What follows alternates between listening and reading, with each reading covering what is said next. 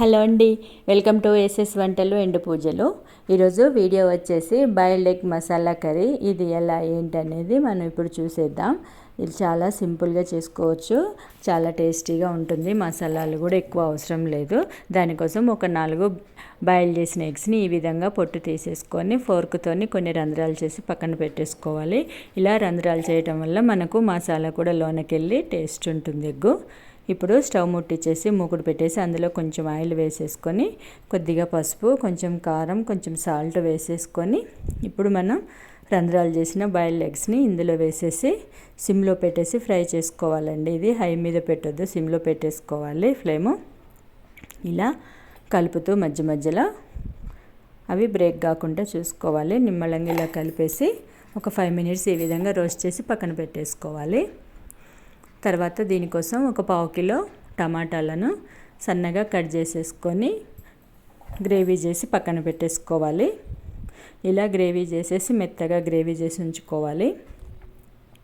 తర్వాత స్టవ్ ముట్టించేసి మూకుడు పెట్టేసి అందులో కొంచెం ఆయిల్ వేసేసుకొని ఆయిల్ హీట్ అయ్యాక ఎండుమిర్చి, తాలింపు దినుసులు వేసుకోవాలి. అవి కొంచెం ఫ్రై అయ్యాక ఇంగువ వేసేసుకోవాలి.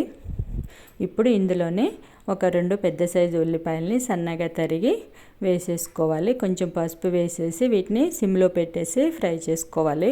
ఒక 5 మినిట్స్ కొంచెం కలర్ చేంజ్ అయ్యేంత వరకు మనం ఫ్రై చేసుకున్న తర్వాత ఇందులో 1 స్పూను ధనియాల పౌడర్, 1 స్పూన్ జీరా పౌడర్, 1 స్పూను గరం మసాలా వేసేసుకొని మనం కారం తినేదాన్ని బట్టి కొంచెం కారం, ఉప్పు వేసేసుకోవాలి. ఇలా ఇవన్నీ ఒక 5 మినిట్స్ రోస్ట్ అయిన తర్వాత ఇందులో ఇప్పుడు మనం ఇందాక గ్రైండ్ చేసుకున్న టమాటా ప్యూరీని ఇందులో వేసేసుకోవాలి. ఇలా టమాటా ప్యూరీని ఇందులో వేసి ఒకసారి కలుపుకున్న తర్వాత కొన్ని వాటర్ పోసేసుకోవాలి. ఇలా వాటర్ పోసేసుకొని సిమ్లోనే ఆయిల్ మనకు పైకి వచ్చేంత వరకు ఈ విధంగా ఉడికించుకోవాలి. ఇలా ఆయిల్ పైకి వచ్చేసింది కదా, ఇప్పుడు ఇందులోనే మనం ఇందాక ఫ్రై చేసుకున్న ఎగ్స్ ఉన్నాయి కదా, ఇందులో వేసేసుకొని మరి ఒక 2 మినిట్స్ ఫ్రై చేసుకోవాలి. ఇలా వేసుకున్న తర్వాత కొద్దిగా వాటర్ పోసేసుకోవాలండి.